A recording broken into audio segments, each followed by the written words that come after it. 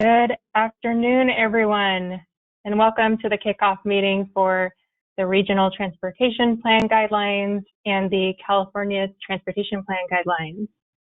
My name is Bridget Driller. I'm the Associate Deputy Director for Transportation Planning at the Commission, and I will hand things over to Executive Director Mitch Weiss to kick things off. Good afternoon, and again, thanks for joining today's kickoff meeting for the Regional Transportation Plan Guidelines and the California Transportation Plan Guidelines updates. Before I begin my very brief remarks, I'll turn it over to Kayla Giese to provide logistical information for today's webinar. Kayla? Thank you, Mitch. Good afternoon, everybody. The workshop agenda is located under the Handouts tab and can be downloaded and saved during the webinar. The presentation will be available on the Commission's website later this week. You can find the audio, question, and handout tabs on the right-hand side of your screen on the webinar panel. Under the audio tab, you have the choice to listen in via the computer or telephone option. If you prefer computer audio, please select the appropriate box. If you prefer the phone call option, select the corresponding box and dial the phone number, access code, and audio PIN as directed by the automated system. Please note that if the audio PIN is not entered, you will remain in listen-only mode and will be unable to speak should you have a comment. As a reminder, each registered attendee is provided a unique link and phone number to access the webinar. These cannot be shared with other participants as they are registered to a specific attendee. We welcome comments and questions from attendees as part of each topic at this workshop. There will also be an opportunity for comments and questions at the end of the presentation. There are two options for participants to provide comments. You may click on the hand icon to indicate you wish to make a comment. You will then be unmuted and called upon to make your comment. Please be sure to state your name and affiliation prior to voicing your remarks. Also, please use the raise hand feature as early into the topic as you can to give the system time to acknowledge you.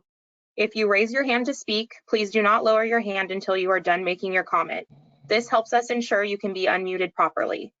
You may also use the questions tab to submit a question or comment. Please type in the topic you are commenting on and your comment. Commission staff will read the comment on your behalf. You will not be able to be on camera while making comments.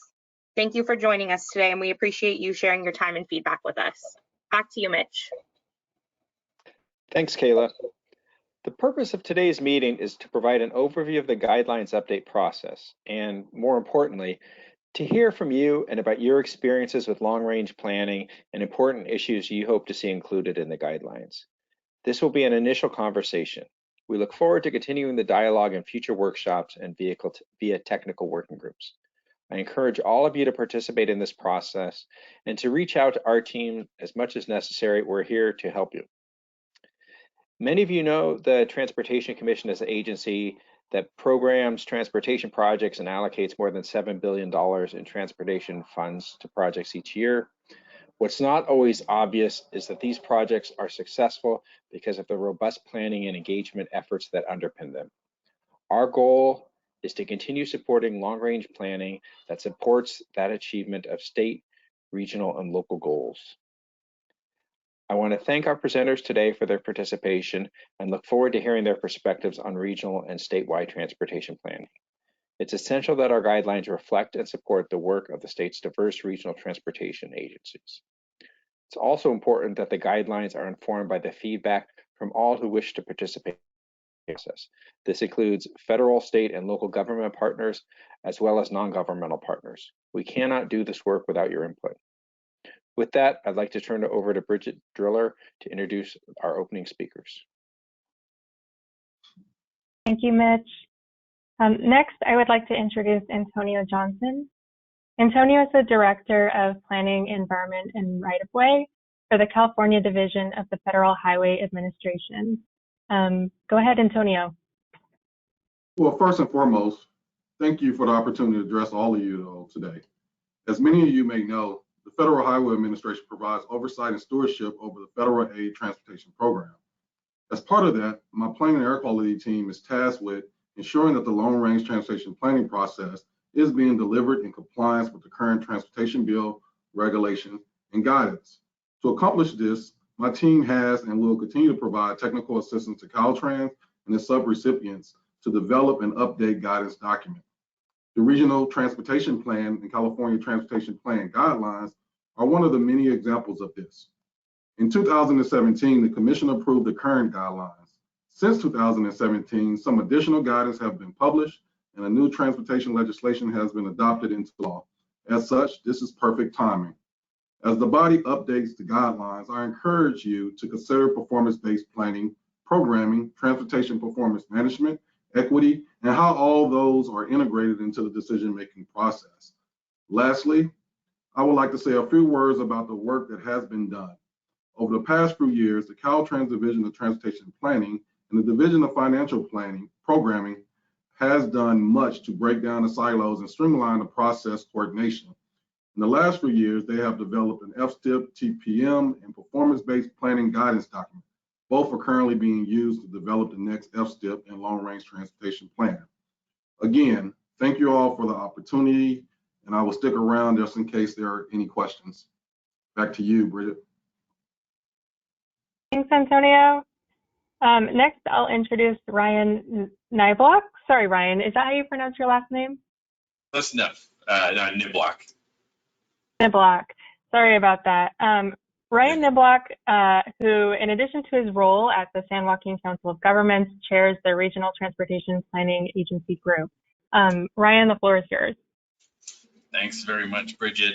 Good afternoon, everyone. So yes, I'm Ryan Niblock. I'm from the San Joaquin Council of Governments, and I'm serving as the Regional Transportation Planning Agency's moderator for the year, the RTPA. So just on behalf of the RTPAs, I wanted to express a bit of appreciation to Bridget and the CTC team for putting all of this together and bringing a broad coalition of folks to the table, and for starting this process a little earlier than we might normally do it, because we know that we got a lot to do here. We got a lot to talk about.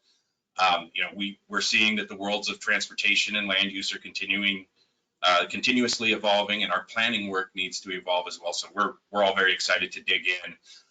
And I do want to add, for some context, that for the regional agencies, the RTPAs and metropolitan planning organizations as well, that this is our most important assignment. We're the agencies who do end up both writing the RTPs and implementing the RTPs, so we spend a lot of time with these documents, and we're generally on a 4-year cycle to update these plans.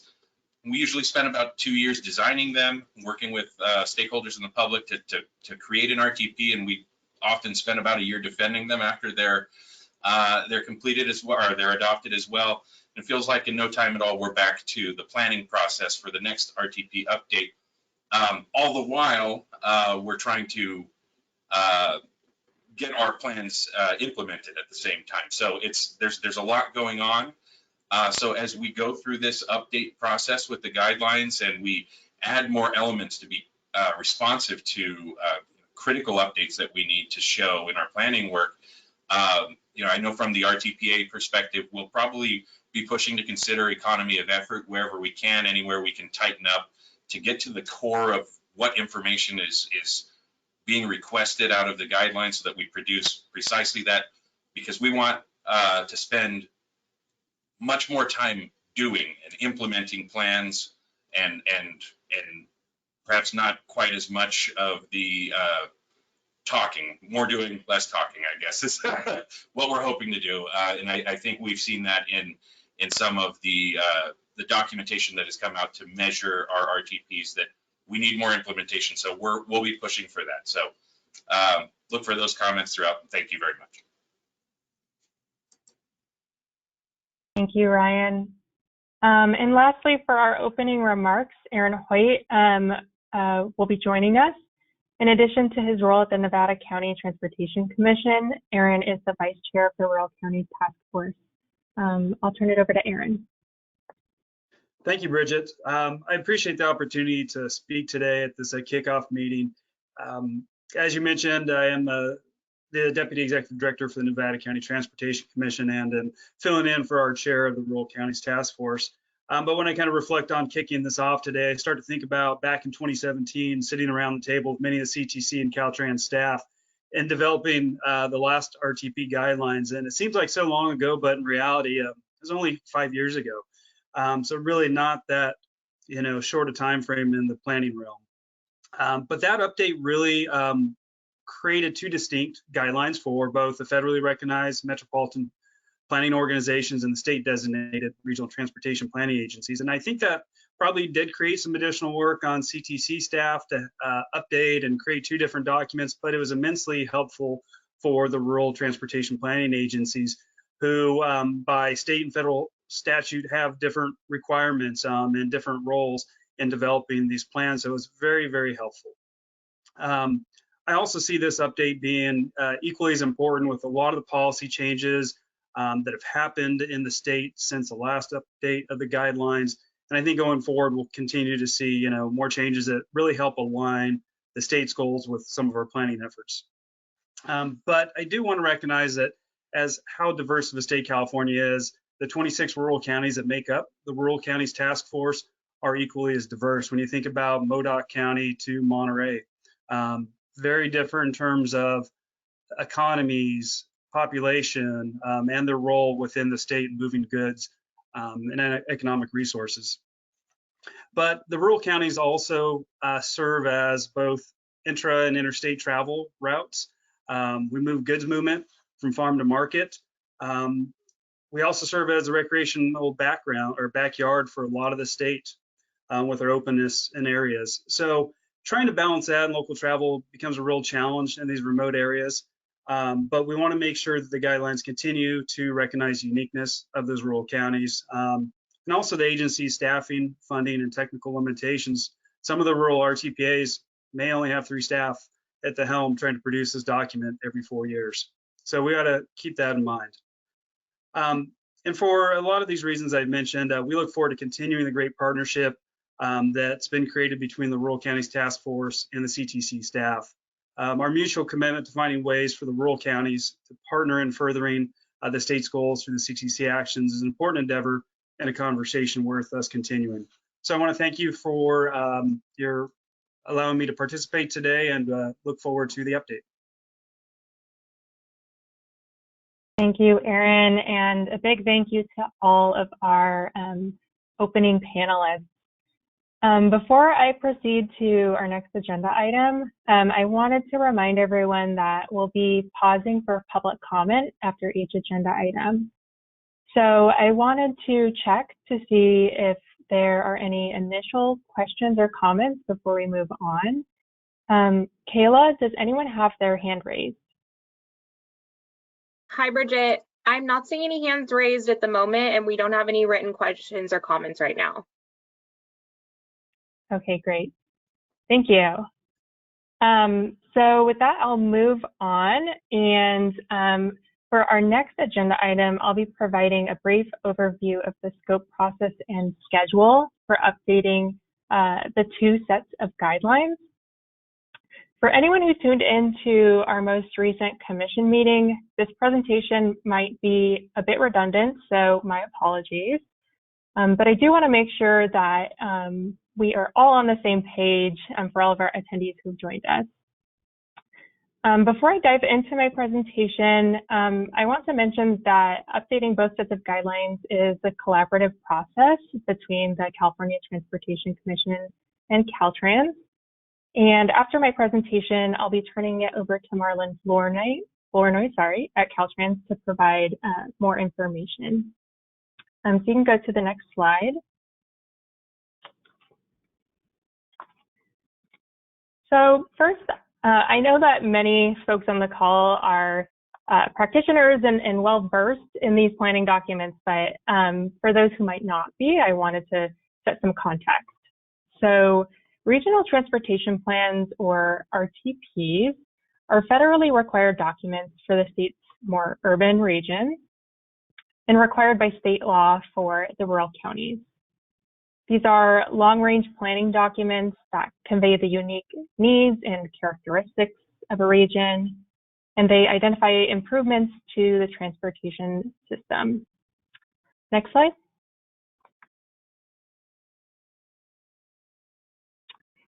So the California Transportation Plan, or CTP, is a federally required document that is prepared by Caltrans. It describes the state's transportation system priorities, and serves as a guiding document for statewide transportation policy. The CTP and the RTPs influence each other. As part of an iterative process, the CTP aggregates strategies and trends from the RTPs, and in turn, the RTPs utilize the California Transportation Plan as a framework to inform their policy priorities. Next slide.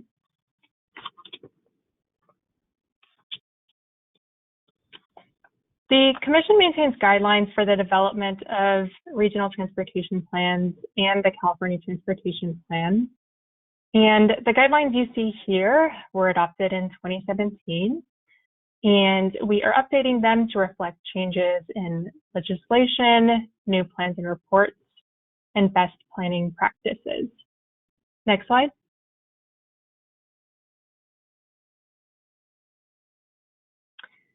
So since the last guidelines update, there have not been any new federal or state statutory requirements for the development of RTPs or the CTP. However, the Infrastructure Investment and Jobs Act of 2021 does include a new recommendation that metropolitan planning organizations develop a housing coordination plan. The RTP guidelines will also be updated to reflect the final rulemaking for performance management, which is a requirement from the previous Federal Transportation Authorization Bill.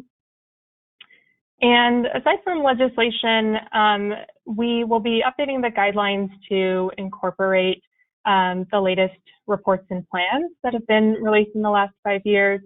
So I've included a few key examples here, but of course this is not a complete list. Next slide.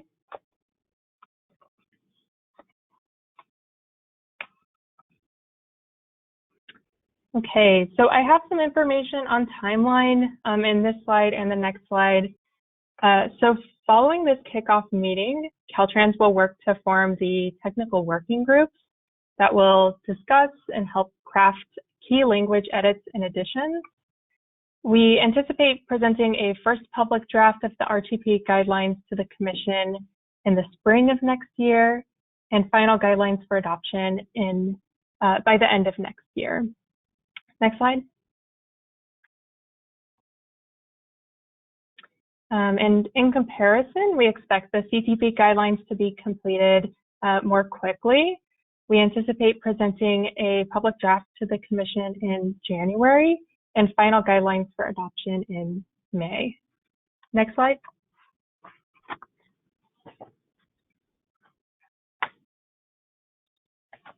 Oh, sorry.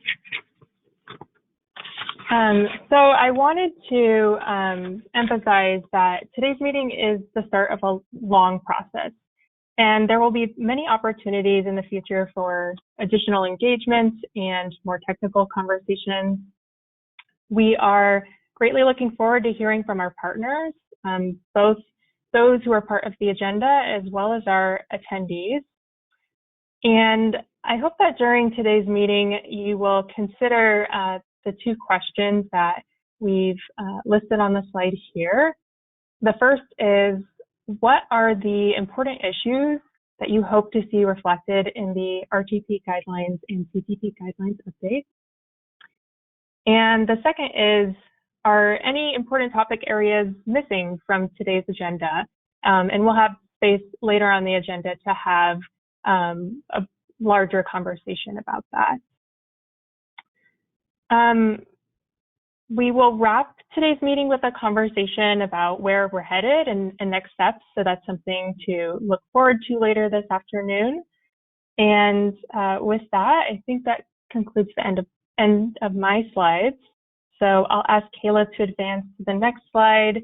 And I would like to invite Marlon Flournoy, Division Chief for Transportation Planning at Caltrans, to share his remarks.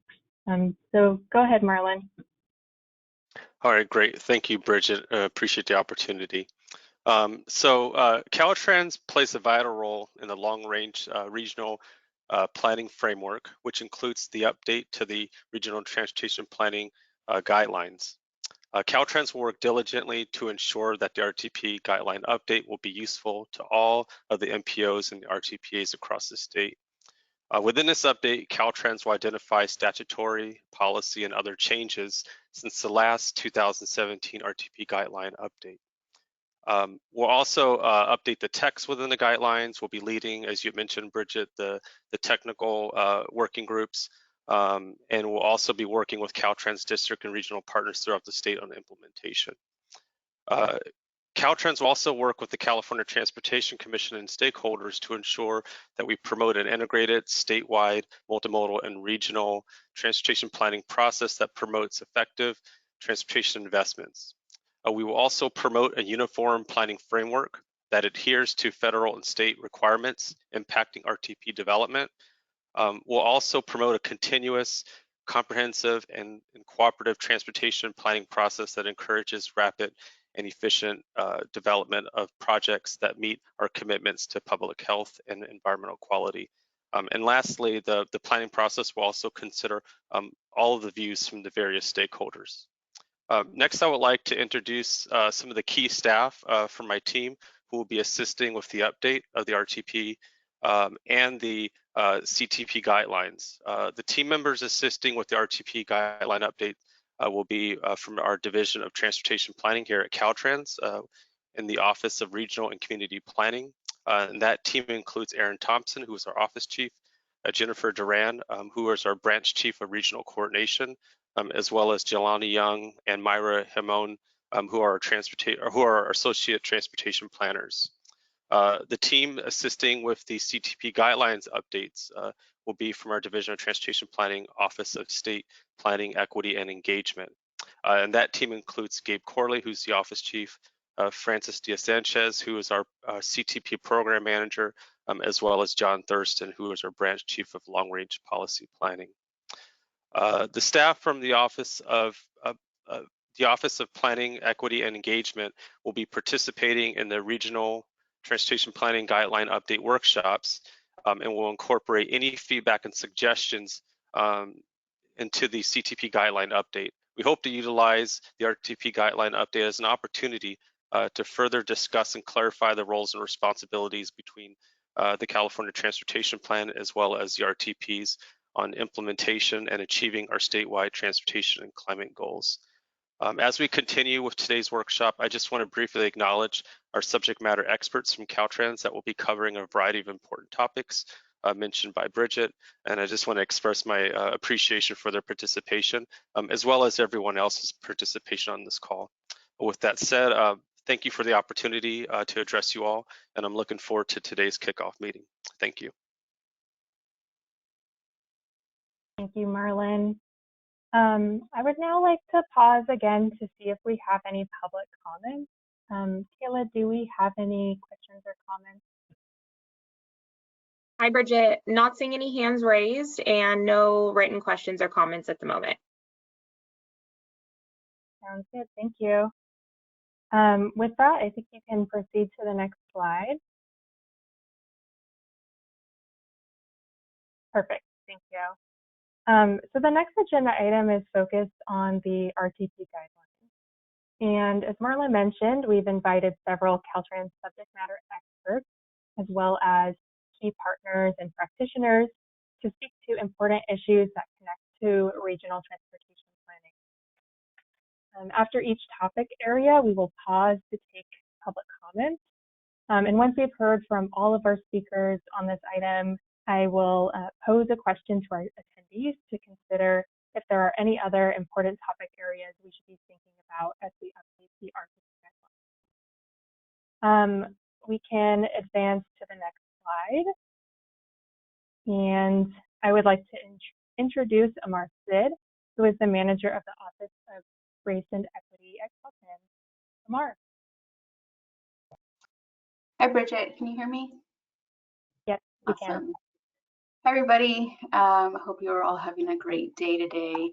I just have a couple of remarks because I think Marlon also covered some of the things I was going to talk about. But I just wanted to make a note that all three of our the state transportation agencies are working together to make sure that equity is embedded in all of our processes. And I think it's important here at Caltrans that we continue to acknowledge the past harms that are associated with our transportation systems and really kind of continue to make that effort and commitment in addressing and preventing future harms that are grounded within people, programs and projects, partnerships and planet, so that we can deliver an equitable transportation network that is really fair in providing opportunities for all, regardless of gender, how folks identify, our religion, race, age, different abilities, and other specific characteristics that people hold. And I think it's paramount to continue to lead with our equity statement because, again, we're doing that acknowledgement and providing a path forward for that equitable transportation network that we all desire and need. And I think this is really grounded within all of our frameworks and leads back to a really large planning document, which is our strategic plan that has embedded equity across all aspects so that we can guide our work with equity as a core value, strategic imperatives, and goals. And this transcends into all of our guidelines, program development, and emphasis within the department. And then one quick note, equity has really been something that folks have grappled with over the last couple of years, but I think it's been a generation of sorts that we've been engaging in equity work, and it's paramount to continue to really fine-tune what that means for the state and how we engage with communities so that we can make sure that all of our work is providing direct and meaningful benefit. So it requires a lot of attention and massaging of how people understand equity and really call out benefits that relate to specific communities. Our communities are completely different from each other, so there's not a one-size-fits-all within our work, but we can ensure that through our guidelines, we're identifying areas for improvements, for cross-collaboration, so that we can get to those equitable outcomes that we're seeking and that we're setting forth in a lot of our plans and guidelines. For the development of equity and continued progression of equity within the department, we will continue to work across districts and divisions to make sure that all of our processes are in alignment, that we're coordinating with our regional community members and our partners, again, so that we have a balance and that we're speaking with one voice and we don't have competing narratives. And then I think it's also a great opportunity right now as Caltrans, the California Transportation Commission, California State Transportation Agency are wrapping up our interagency listening sessions where we heard a great deal of kind of transportation needs and concerns across the state. That's really moving us into the kickoff of our interagency equity advisory committee that is going to support a lot of our efforts and help us guide through many facets of planning and project development. So I'll go ahead and stop there. And I think it's a good opportunity now to introduce Sarah Jepson, who will also provide some remarks from the Southern California Association of Governments.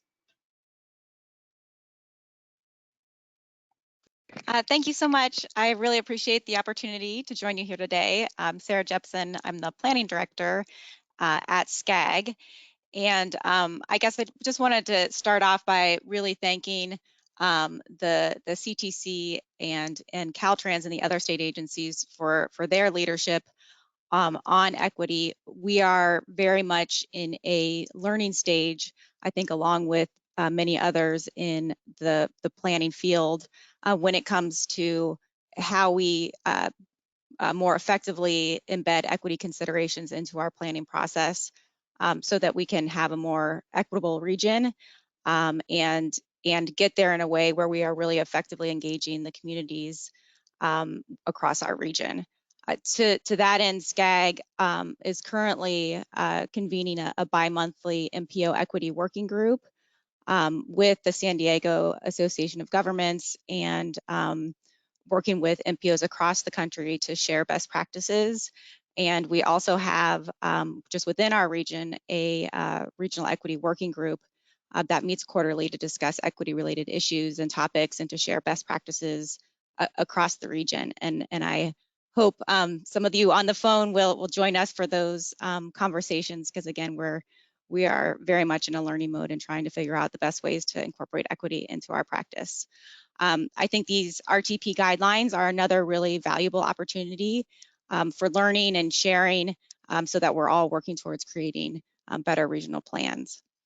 A little bit about SCAG and our work. Our regional plan supports healthy and equitable communities as a primary goal. And it has for several planning cycles and is a goal that we're continuing to look on how to expand as we update our plan for 2024.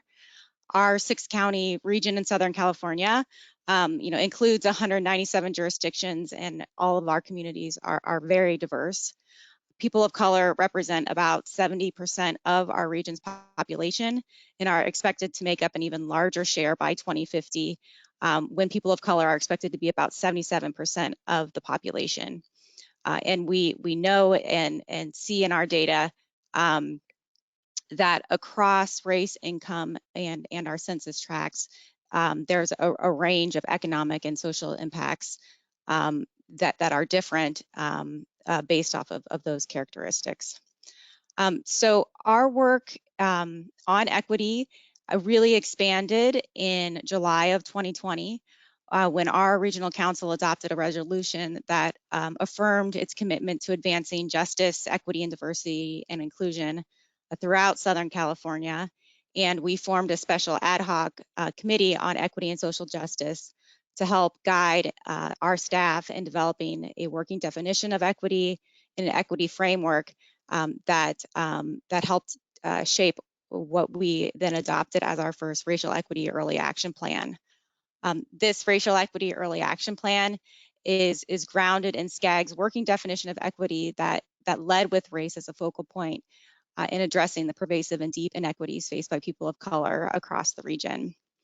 Our Racial Equity Early Action Plan has 4 goals: shifting our organizational culture, centering racial equity in the regional policy and planning, and bringing equity to the forefront of our regional planning functions, some of which I wanted to highlight here today. Encouraging racial equity in local planning practices, and activating and amplifying the work through partnership with others.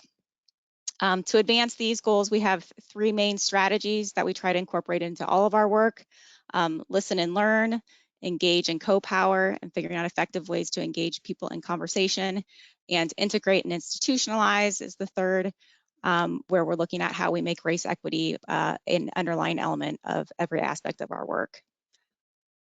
This early action plan also has some specific actions that we are focused on now and for the next several years. There's 29 of actions. I'm not going to get into all of them today, but a few that I thought would be valuable to highlight.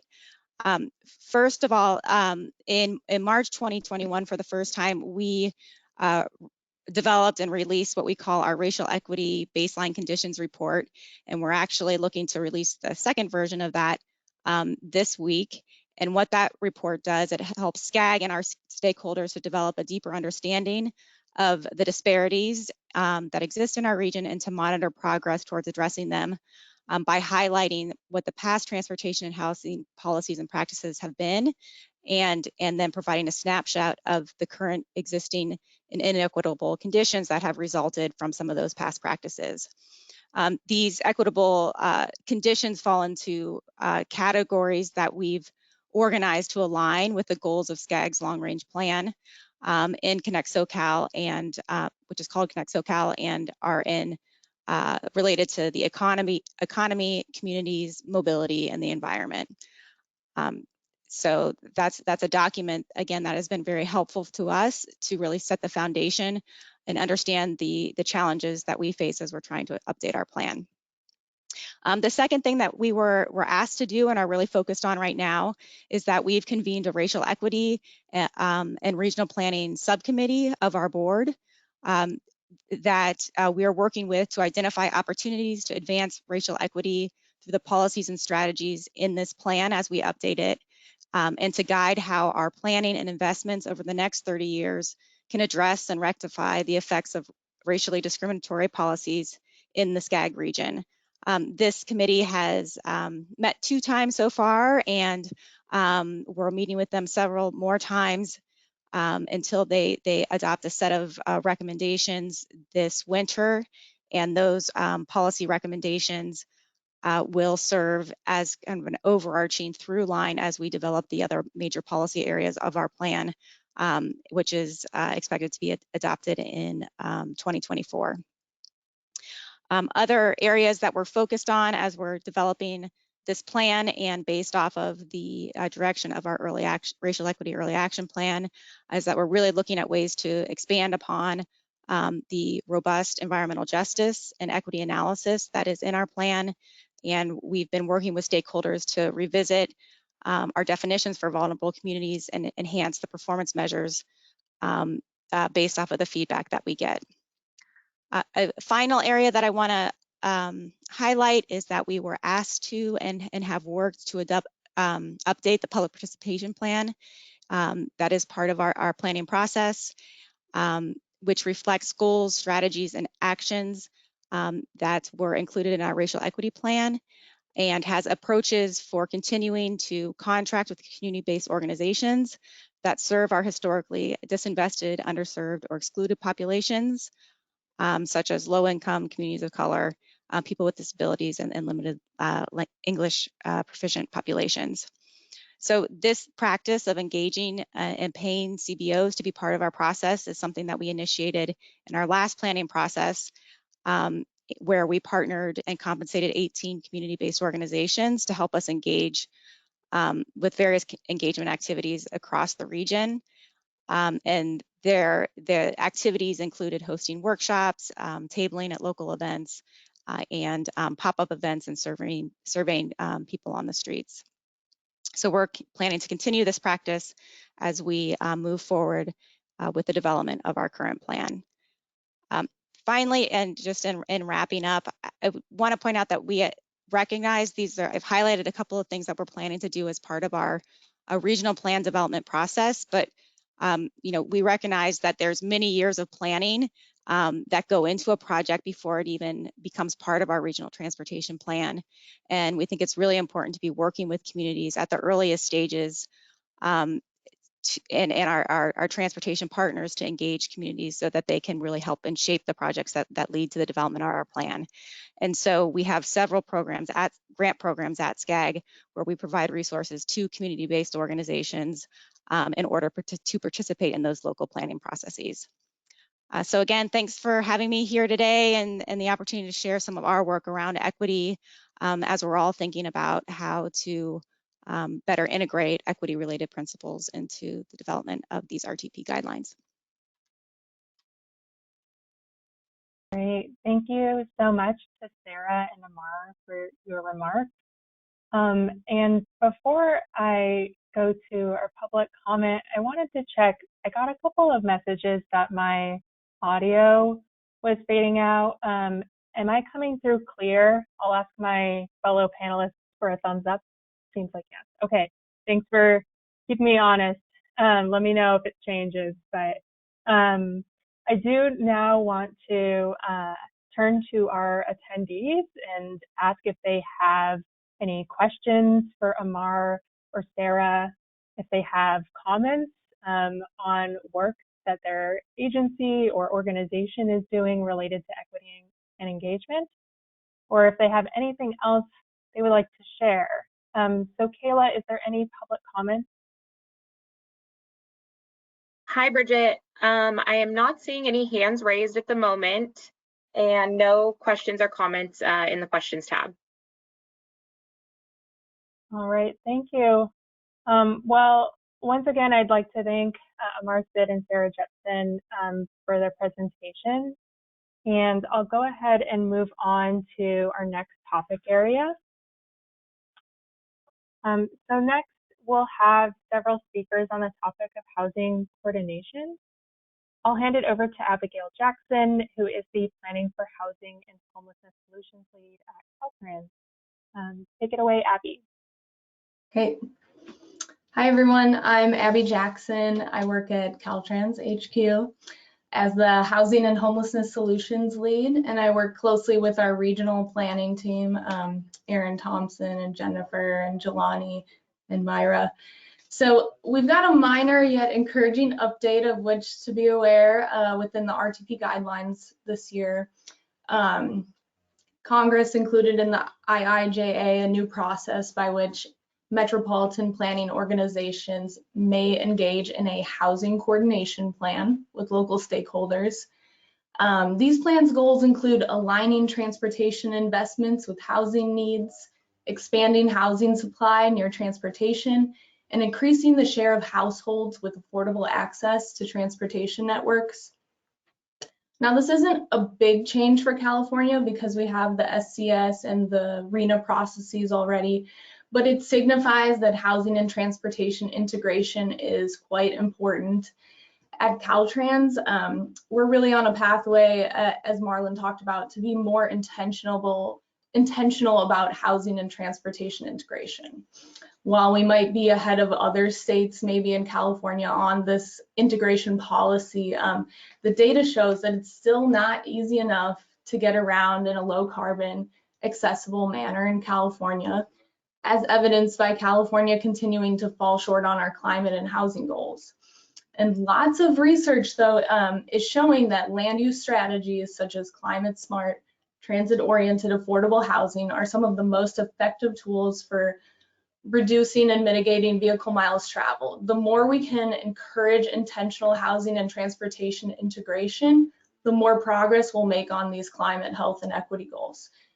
Part of supporting that foundation means strengthening our interagency relationships to connect and to maximize outcomes of our work. So in the spirit of that, I'd like to introduce my colleagues from the Department of Housing and Community Development, HCD, Sarah Poss and Tyrone Buckley, and then we'll hear from Clint Holtzen about a special program planning process that SACOG created that we feel demonstrates the level of integration we're encouraging as an outcome, hopefully, of these RTP guidelines update in part. So thank you, and I'll turn it over to Sarah and Tyrone now. Awesome, thank you so much, Abby, really appreciate it. So my name is Sarah Poss. I'm Unit Chief for the Office of Policy and Program Support at HCD. And of course, with me, I have my colleague Tyrone Buckley, who will speak in just a moment. So first, we just wanted to say thank you. We really look forward to representing HCD during this effort. And we're so appreciative to have been invited to the table because we know that policymaking that promotes infill housing, reduces dependence on vehicles, and promotes the use of public transportation must be embedded into our transportation strategy and vice versa. So I just wanted to touch on a couple of the policies we know we're going to need to consider during this process. And the first, as Abby touched on a little bit, is the Infrastructure Investment and Jobs Act, which I'll characterize just briefly, the housing element, which says that an MPO serving a transportation management area may develop a housing coordination plan that includes projects and strategies that may be considered in the Metropolitan Transportation Plan of the MPO. So we know that our MPO partners are already very intentional in considering the mutual benefits, climate, health, economic benefits of planning housing and transportation as a partnership. And we're also very intentional about this here at the state level. So what we're already doing here in California already serves this new IIJA provision really well. And just wanted to highlight that over the past couple of years, we've made huge strides in better aligning housing and transportation. Just a couple of months ago, the CTC voted to incorporate pro-housing policies into the TRCIP, SCC, and LPP programs. We have twice yearly meetings between HCD, CTC, and the Air Resources Board to make mutual progress towards our housing, transportation, and climate goals. And we just continue every day to build relationships and find opportunities to refine this alignment. So with that, I'll pass it over to Tyrone. Thanks. Thanks, Sarah, and thanks, Abby. I want to actually lift up, my name is Tyrone Buckley. I'm Assistant Deputy Director of Fair Housing at the Department of Housing and Community Development. I'm in the Housing Policy Development Division. I run our Fair Housing team. But in our Fair Housing team, we also work on RENA. I thought today would be a good opportunity to talk about one of the areas of intersectionality that we see as we go through this RTP update process. So I want to share with you all some of our work around long-term arena reform, because we think it has an impact on this work and has a lot of intersectionality with the folks who are around the table today. I know we're not all housers, so just briefly, I'll say that the regional housing need assessment is mandated by state housing law as part of the periodic process of updating local housing elements of the general plan. RHNA quantifies the need for housing within each jurisdiction during specified planning periods. Most of the regions in the state are on an 8-year planning cycle, and we're closing out the 6th cycle of RHNA and are preparing to begin the 7th cycle, which goes from about 2023 to 2031. So long-term RHNA reform is something that comes out of AB 101, I think in the 2019 budget, and it's aimed at informing that 7th cycle of RHNA. Long-term RHNA reform is going to be focused on engaging in transparent, fair, and objective processes for identifying housing needs and encouraging improved compliance and better outcomes through incentives and enforcement. Long-term RHNA reform will result in recommendations for an updated RHNA process that can substantially address California's housing shortage. HCD is working on the rollout right now, and we're deliberating and the implementation of long-term RHNA reform as it's outlined in AB 101. We're doing this in collaboration with the Office of Planning and Research, OPR, to propose RHNA determination, methodology, and process reforms following stakeholder engagement, which is a big part of the mandate in AB 101, is to have a robust stakeholder engagement so that we can be operating with the benefit of the public expertise and knowledge on this. As part of the development of long-term RHNA reform, we've identified that RHNA, SCS, RTP alignment is an issue worthy of interrogation during the process. So along with examining how well those processes sync from a timing perspective, the alignment of the planning periods, we'd also like to consider policy issues, such as RHNA consistency with SCSs and RTPs. For instance, the SCS is not developed in consideration of all the RHNA objectives. For instance, the objective to affirmatively further fair housing. RHNA must include affirmatively furthering fair housing considerations like access to opportunity for protected classes. So as we go through that process, we evaluate RHNA methodologies. We look for its ability to affirmatively further fair housing. The fact that this isn't considered in the other processes, it does have an impact on the ability to meet the AFFH objective in the RHNA process, because with the consideration of current zoning, which is part of the input into the SCS RTP growth projections, you have the influence of decades of historical growth contrary to equity and AFFH goals. So we want to explore the implications of those connections. HCD will inform, as I mentioned, this process through stakeholder participation. We're designing that now. It's currently planned to be kicked off in the first quarter of 2023. We also know that interagency feedback is a big part to realizing a strong outcome for long-term RHNA reform. So we plan to engage many of the folks on this call in those efforts, and hopefully inform the process we're discussing today with some of the findings in our RHNA reform process. The original due date for RHNA reform recommendations was at the end of this year, but in this year's budget bill, the legislature extended the deadline to December 31st, 2023, so the end of next year, and required a progress update to the legislature in the middle of next year, July 1st. So we need to, HCD needs to submit a report of our findings and recommendations by the end of next year. So I just wanted to lift that up for consideration, and something we'll be thinking about as we engage in this process. Thanks for the opportunity to discuss it, and I'll pass it off to Clint.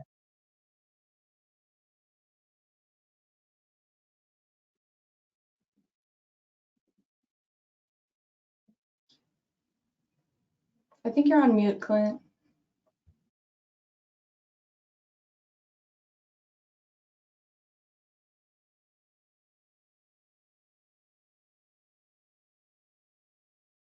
Still on mute, Clint. Unfortunately, it's showing that you haven't dialed in. Are you able to go to your audio tab and possibly switch to your computer audio?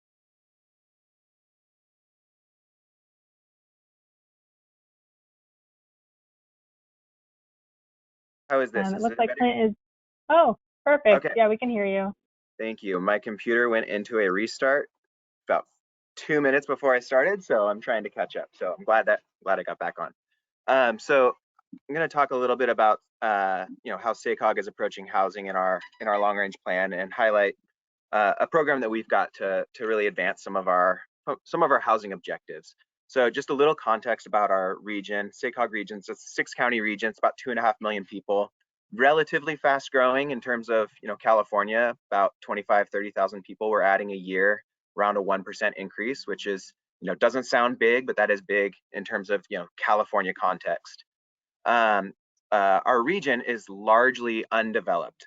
We have an urban core surrounded by smaller rural communities, a lot of agriculture, a lot of open space, some mining operations, timber, state, federal protected lands. But all that to say is we are still largely a rural region, but we have lots of room to grow outward still. And that comes with some costs and some benefits as we're talking about how to develop our regional transportation plan and importantly, our sustainable community strategy. Our plan, one of the key strategies of our plan is kind of phased strategic growth, starting with our existing assets, filling in existing communities, and then strategically growing outward as we need to. Part of the challenge you have with that is just the land use economics of our region. There is a lot of pressure to build outward where it is a little bit more affordable to build infrastructure and to produce housing. We really struggle already, but this comes with challenges. We struggle already with maintaining existing roads in our region. So any outward expansion brings additional capacity, roadway capacity and transit that we then need to maintain. We can't afford to cover the region with good transit service. So not only are we either not able to serve a new area with good transit service, we may not be able to afford a new development with transit service at all. We also, as we grow outward, we kind of stretch our existing transit services even thinner. And so, we're not able to then invest into our existing communities the way that we think we need to provide good transit service. But then also part of our plan's major strategy, not just to meet our greenhouse gas reduction target from the state, but also to meet our Clean Air Act. We're a non-attainment region. To meet our Clean Air Act requirements, we depend greatly on reducing the need that people need to drive. And by that I don't just mean shifting modes from driving alone to transit or to carpool or walking or biking. Those are all important, but we're also looking just to reduce the distance that people have to drive. So to give a little context to that, this is all pre-pandemic, but an average commute trip in our region, round trip, is about 24 miles. Through our SCS, we're trying to reduce that just by 2 miles, to 22 miles a day round trip. That accounts for well over half of our reduction in vehicle miles traveled. That helps us achieve our greenhouse gas target, helps us achieve clean air. That is hugely tied to our prevailing land use pattern and where housing goes in our region. And so while the majority of housing we're seeing is happening in our existing footprint, 90% of the job growth, over 3/4 of the housing growth are happening in that existing footprint. What we have seen over time in our region is that many of the highest resourced, most rich opportunity areas for infill development, both suburban infill development and urban infill development, are just lagging behind in seeing housing development. We're seeing it in suburban communities around the region. We're seeing it in some developing communities. They've been around for a long time, but they're still developing. We're seeing it there, but we're not seeing it in our most high potential corridors and centers where we have access to parks, access to schools, a high number of jobs, amenities, healthcare. And we have the best transit service. We're not seeing it there. And so the answers to why are probably more complicated than we can get to in just a few minutes here today. But very simply, it boils down to 3 main factors. And those are infrastructure costs, and those are non-transportation infrastructure costs, things like sewer, like water, drainage, sanitation, power. Those infrastructure costs serve as major barriers to housing in our region, in our infill areas. The second is zoning and zoning restrictions that don't necessarily align with general plan vision. And then the last is review processes, development review processes that often take a long time. And those three things, when you add them together, create a lot of cost, a lot of uncertainty, and then a lot of time delay for developers looking to build housing in our region, especially in our infill areas. So what this has done is really push SACOG to look beyond what you normally would think of as an MPO is, what is the transportation and land use interaction here? It's forced us to look beyond transportation infrastructure, and the funding that MPOs typically have is transportation funding. That's where a lot of our influence is, to look at other areas. And so we've all received this one-time funding, this REAP funding from the state, and we're really using that to stand up kind of as a down payment on a program that we refer to as Green Means Go. And what Green Means Go is intended to do is kind of be first money in to make a public investment in the underground, all that underground infrastructure, that non-transportation infrastructure that is really needed to catalyze or incentivize some of that more infill growth in those lower VMT areas that have access to all these amenities and all this opportunity. And one of the kind of the key theories of change here is, as we're giving out, we're running a program to give this money out to local cities and counties to invest in infrastructure. We're not looking for a direct financial match from them. What we're looking for is that policy match. What is that regulatory thing you can do to your zoning code, that you can do to your development review process, that you will pair with that investment, that public investment in infrastructure, to ensure that if we're going to invest in infrastructure, we're not setting up other barriers to housing development in those areas. There's no way that the money that we have from REAP, and this is one-time money, right? There's no guarantee we're going to get this again, is going to be enough to tackle this entire problem. And so this has also caused us to think outside of our traditional partnerships with transit agencies and our cities, our member agencies that are cities and counties and Caltrans, and we're looking to develop a lot more strong ties with the special districts in our region, the water districts, the sewer districts, the power districts, sanitation districts. This shouldn't be a surprise to anybody in California, but cities and counties don't own, build, and operate a lot of the infrastructure that is required to build housing, and to build opportunities for jobs.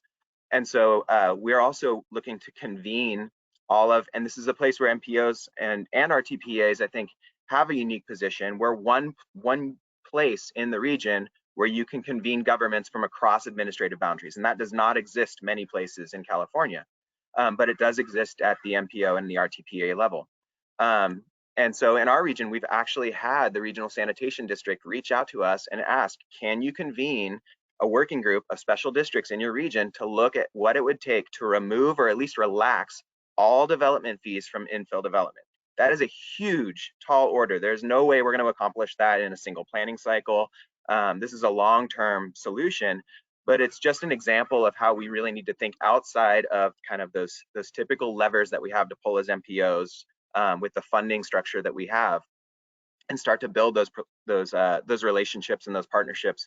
They're going to get us past some of what are the big barriers to housing development. So I don't want to go too far over my time. I think I'm at my 5 minutes, but that's just kind of an example of how SACOG is thinking a little outside of our traditional MPO box on how we can tackle some of the housing challenges we have in our region in a way that's both supportive of the housing crisis that we're facing in California, but also our climate and our air quality and our affordability challenges as well.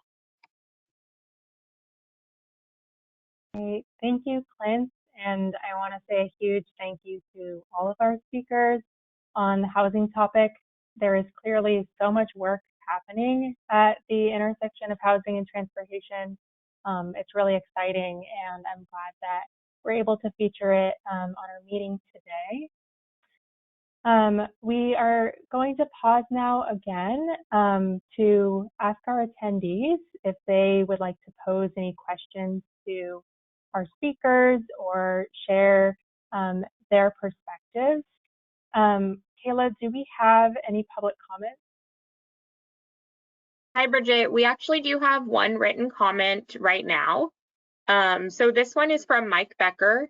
They said, whatever ends up in the RTP guidelines related to housing cannot run counter to the RHNA process. RHNA is in itself a robust and large process that requires significant time investments of the MPOs and local agencies, as well as being subject to significant levels of scrutiny. That process must be respected, and we need to be able to provide a consistent message through each housing element cycle. With that said, changes related to housing should be built into the RHNA process. The RTP guidelines should assume RHNA allocations as an input and not something subject to debate when updating RTPs, particularly in the non-RHNA update cycles. That's it for written questions and comments right now, Bridget, but it does look like we have a hand raised, so I'll go ahead and turn it over to Alika to take care of that. Yeah, Alika and Kayla, before we do that, I just wanted to pause to allow the opportunity. I'm not sure if Tyrone or Sarah had anything they wanted to respond to that comment, or even anyone from Caltrans. I appreciate the comments, and it's definitely something that we can discuss further as a team, but just wanted to provide the opportunity if anyone wanted to respond. I mean, this is Tyrone. I appreciate the comment too. I think there's, I think a lot of it resonated with me. I'll say that as far as alignment, I think the way we see alignment is in terms of trying to find more alignment in the policy goals. I mentioned affirmatively furthering fair housing is one of the key RHNA objectives. So figuring out a way to make sure that as the RTP moves forward, and I know we had some discussion about equity today, that we account for those things in the RTP process so that it better informs the RHNA process and helps us get to the point where we can make sure that things like affirmatively furthering fair housing are easy to achieve, or as easy as possible to achieve in the RHNA process. Great. Thank you, Tyrone. If there's no other comments from our panelists, then we can go ahead and go to our raised hands.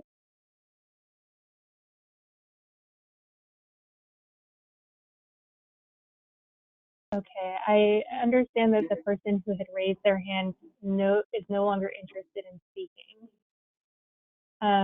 So just to confirm, we have no raised hands at the moment? Okay, and no more Kayla, was there any other? Thank you, and no other written comment, correct? Correct. Okay, sounds good. Well, we can go ahead and move on, but thank you again to our speakers for our housing portion of the agenda. Is there a raised hand? Okay, so we can go ahead and move to the next slide.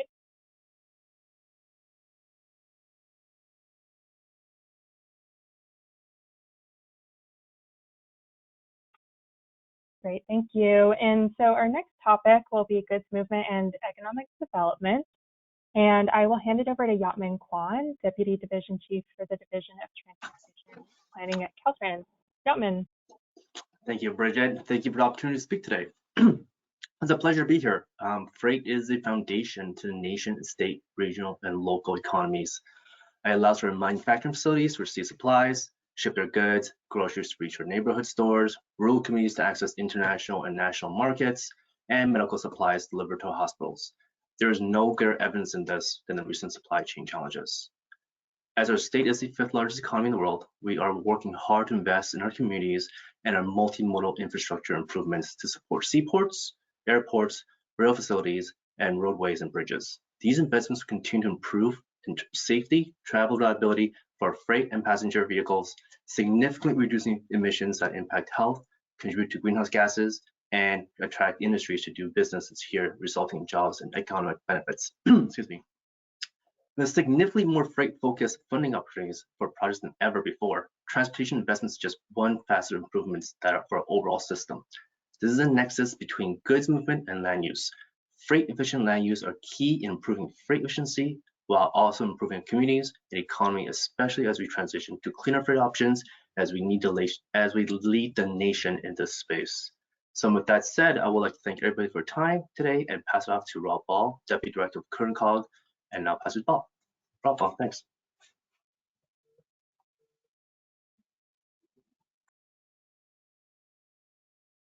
Rob, I think you're muted. How's that? It's just really a good honor to be able to participate with you guys on this, what we see as the most important part of our process. Bridget, were you going to advance the slides? Yep, just say next slide when you're ready to go. Okay, all right, that's good. So I'm going to go through these slides really quick. I'm sure they'll be available at the end of the movie, but just the process that we have in our regional plan, we use our various studies that we go related to transportation, goods movement, and we use that as information and input, the conclusions of those, make it into our regional transportation plan, into the action element, and we put at the very front of the RTP action element, the freight movement action element. We view this as the most important, it's the low-hanging fruit part of our regional transportation plan that meets most of our goals that we're looking at. So go ahead and do the next slide. In that process, we do a lot of outreach. So a lot of our slides and things are Spanish, English, and one of the things that we, when we go out to the community, we talk about the upward economic spiral that goods movement and investment in goods movement can make for a region. It basically expands the economy, and so then you have at the end of the process more funds to invest back into your transportation, creating that upward economic spiral. Next slide. Another issue is health, and we talk about the Robert Woods Johnson Foundation and how the San Joaquin Valley has historically scored near the bottom of the state for health. But if you look at their ranking, economic factors are over half of the factors that they're looking in this process. It's not just bad air, it's the economy and having the jobs and access to health care that good paying jobs can provide. And so from this point, we're really looking at goods movement as one of the solutions, not just trying to cut emissions, but also to provide what we need. Next slide.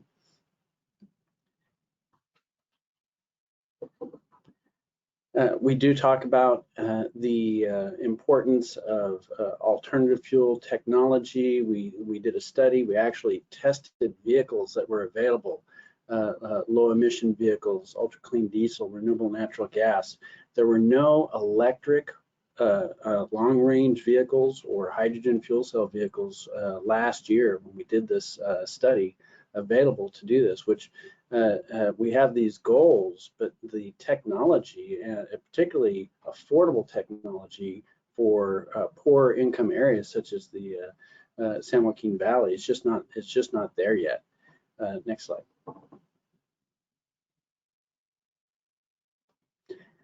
We've also performed an inventory, and these symbols on this map are proportional symbols to the square footage of the facility. And we've seen a large cluster around that orange circle. That's the geographic center of population, which happens to be the location with the lowest cost to ship product throughout the state, but it also has the lowest carbon footprint. And so we're seeing an expansion of activity by those white outline boxes. Those are the ones that have happened in the past 5 years or so, another 6 million square feet. Next slide.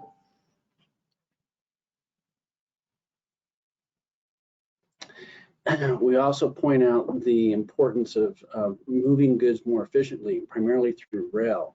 Rail is 10 times less or 10 times more energy efficient than shipping by truck. Has similar benefits for health-based criteria pollutants. And if you notice on the map in the lower right-hand corner, there's a thick red dashed line there. that goes up into eastern Kern County to a facility called Rio Tinto, where where borax is shipped to the ports, and that's a 150-mile haul. This is one of the few hauls within the state of California that begins and ends in the state of California.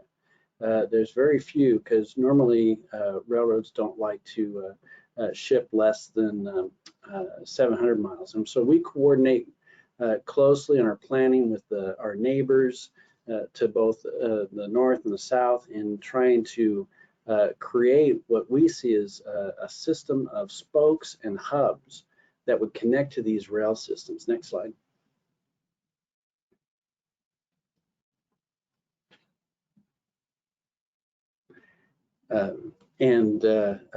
We've seen now 2 inland ports, one in Mojave, next slide, and the other one out at Barstow, which was just announced about 3 weeks ago by BNSF, a $1.5 billion investment. Of course, it's not in Kern, it's in Skag region, but it's on this corridor where there's already freight, short haul freight being moved by BNSF between Rio Tinto, so it doesn't mess up any of their scheduling through the very busy area through Southern California. And so if we can somehow connect to that is something. This facility, 7 square miles, we estimate about 5,000 trucks per day. Next slide.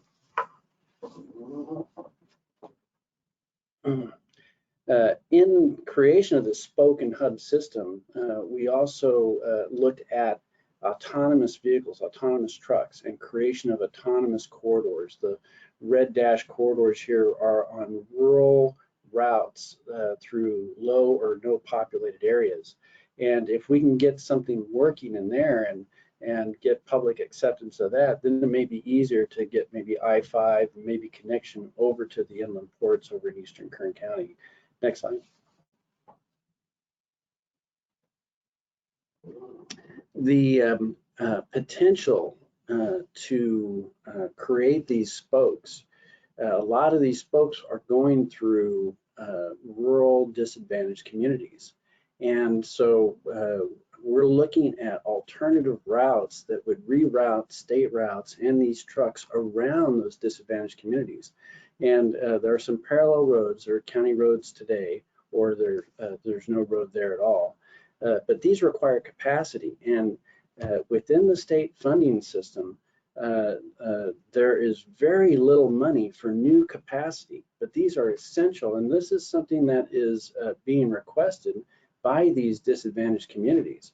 But we have a disconnect between state policies that are pushing bike and pedestrian facilities when we need facilities to service these intermodal freight facilities and create this system of spokes and hubs so we can ship more by rail.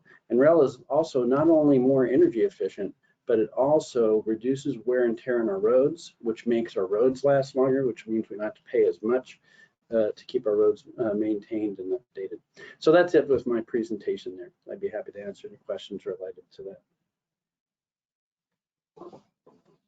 Thank you, Rob and Jotman, for your presentation.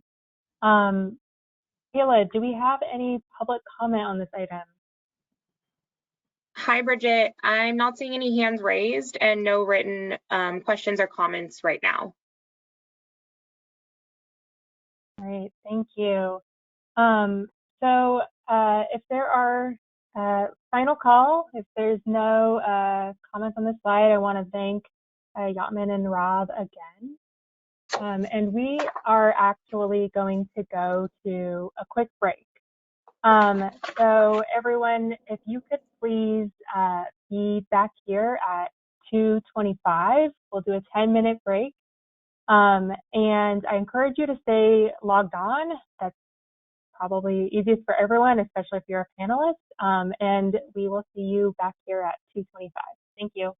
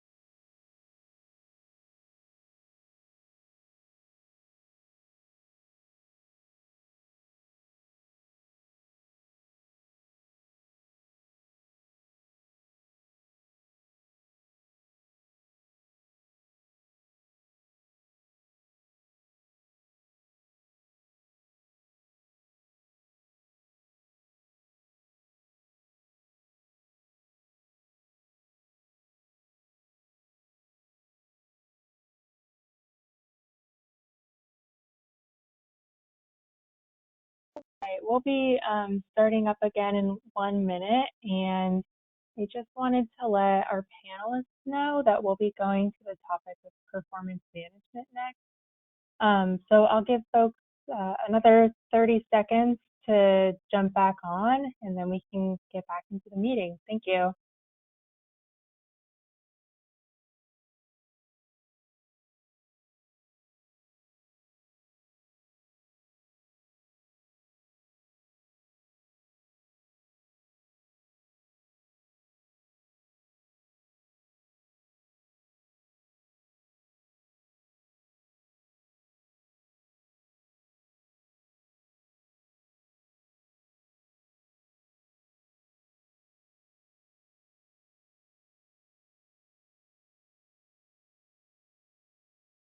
All right, I hope everyone had a nice break.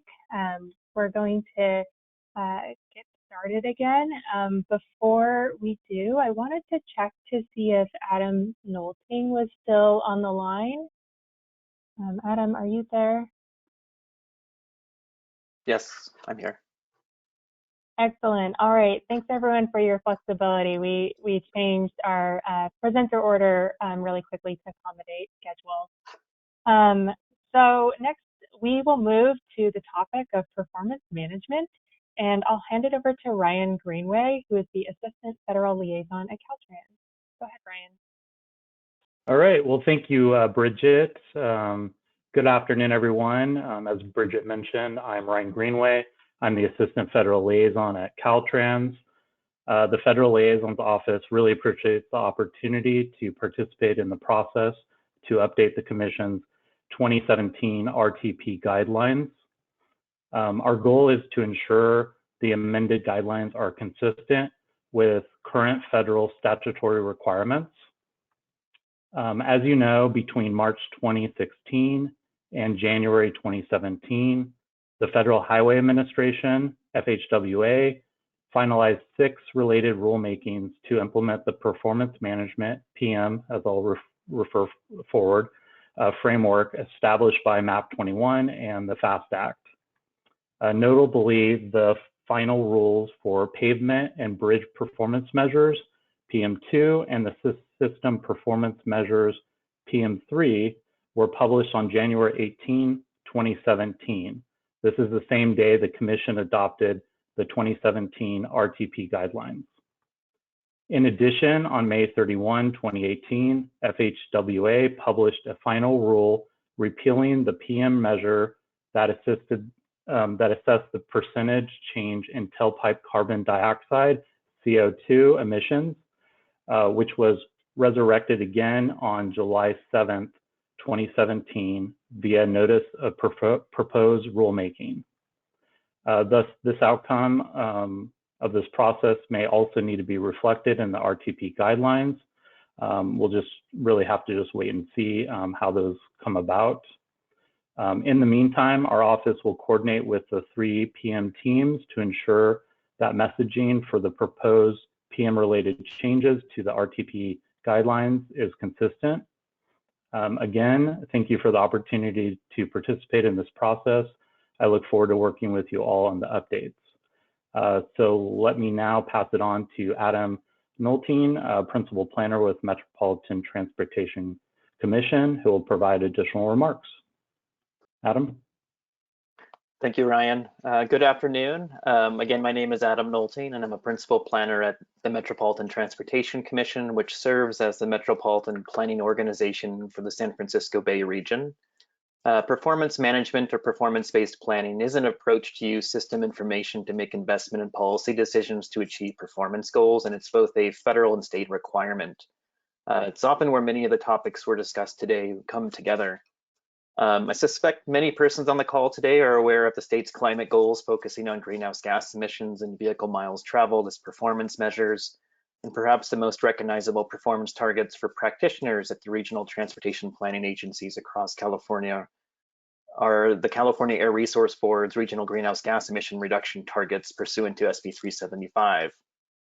In addition to state and federal goals, each region has their own complement of goals, performance measures, targets, and indicators. For MTC, performance-based planning has been integral to our regional planning work by providing a framework for decision-making that is supported by the best available data and analytics. MTC has applied performance-based planning protocols for nearly 2 decades in its long-range planning work. We use modeling tools to evaluate the performance of individual transportation investments, policies, strategies, and overall plan performance. This is done by forecasting or simulating outcomes across performance measures. Most recently, MTC used an expanded set of performance measures for a more comprehensive analysis of how the strategies in the Regional Transportation Plan advance progress towards the plan's 5 guiding principles: affordable, connected, diverse, healthy, and vibrant. These findings informed policy decisions and provided the basis for interpreting the anticipated outcomes of the plan's strategies. The framework and tools used by MTC to assess performance are constantly evolving to deploy the latest data, respond to emerging trends, and identify new areas of focus. MTC's most recent regional transportation plan incorporated 2 areas of intensified focus within the performance assessment framework: understanding performance under deep uncertainty about future conditions, and quantifying performance outcomes for historically marginalized groups. In addition to forecasting or simulating the potential outcomes of the plan strategies, MTC also monitors on-the-ground progress through its Vital Signs website. Here, MTC monitors the Bay Area's performance across a range of indicators to better understand where the region is succeeding and where it's falling short in achieving regional, state, and federal performance targets. Users are able to explore trends as well as visualize and download data. Vital Signs collects real-world data for over 40 indicators across 5 different topic areas, including transportation, land and people, economy, environment, and equity. The site also monitors regional progress towards achieving federal performance targets for safety, infrastructure conditions, system reliability, freight movement and economic vitality, congestion reduction, and environmental sustainability. Before I close, I'd like to share some takeaways of our experience in transportation performance management. First, regional transportation plans are prepared every 4 or so years and are reflections of the unique opportunities and challenges each region is facing at that time. Regions need the flexibility to identify a performance framework that's reflective of their community, responsive to emerging trends and new areas of focus, and is supported by the analytical tools at their disposal. Second, flexibility can spark innovation, but we must be aware of our limitations in our data and analytical tools. I previously mentioned that MTC's most recent plan incorporated 2 areas of intensified focus within the performance assessment framework, including quantifying performance outcomes for historically marginalized groups. However, data are not available to forecast or simulate travel decision-making for different racial ethnic groups. In this circumstance, proxies can be considered to understand equity impacts, but we also must acknowledge and respect the limitations of our data and analytical tools. Lastly, regions do not have a singular target they are trying to achieve. Instead, they are responsive to a multitude of stakeholders and have a complex suite of goals and performance targets to balance. It's not uncommon that achieving progress toward a goal or performance target comes at the expense of achieving progress towards others. Therefore, we must acknowledge that these inherent tensions and find common ground to achieve progress towards a collection of goals and performance targets. And with that, I'll close my remarks, and I thank you for the opportunity to share today. Thank you, Adam and Ryan. Adam, I appreciate you making some of those connections to another topic that we heard about, equity and engagement at the beginning. I would like to now check in with Kayla to see if we have any public comment on this topic. Hi, Bridget. No raised hands at the moment and no written questions or comments. All right, thank you. So if there are no comments, which it looks like there are not, we can go ahead and move on to this next topic. Thanks again, Ryan and Adam. And we will go back to environmental sustainability and conservation. So I'll invite Eric, Leslie, and Naila to join us. And Eric Sundquist is the Sustainability Advisor at Caltrans, and I'll turn it over to Eric. Thank you. Thank you, Bridget. Can you hear me okay? Okay, thanks. Thanks everyone for having us today. Well, we confront a large number of environmental problems. Climate change and the need for mitigation and adaptation sort of come with a special existential urgency. Climate action is a foundational principle of Caltrans policy, as well as the focus of many state policies and legislation.